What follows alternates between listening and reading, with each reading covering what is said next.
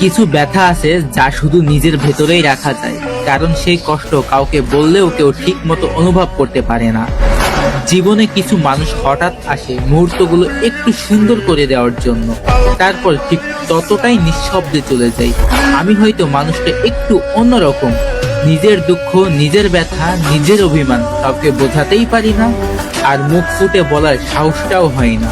ছোট ছোট কথায় মন খারাপ হয়, কিন্তু সেটা বলার মতো মানুষ হাজার কোথায়। যারা একসময় বন্ধু ছিল, আজ তারা সবাই কোনো এক অজানা জায়গায় হারিয়ে গিয়েছে।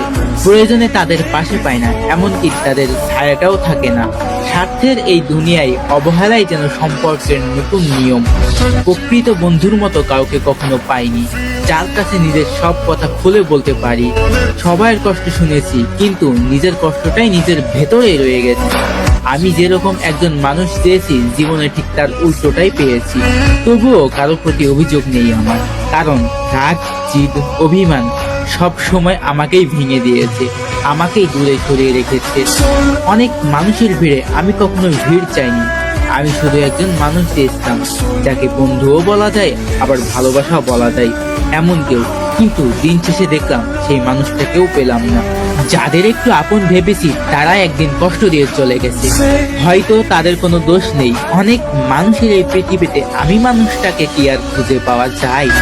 শেষমেশ শিখেছি, কিছু মানুষ শুধু স্মৃতিতে থাকে, আর কিছু ব্যথা একেবারেই নিজের। কিন্তু সময় তো কারোর জন্য থামে না।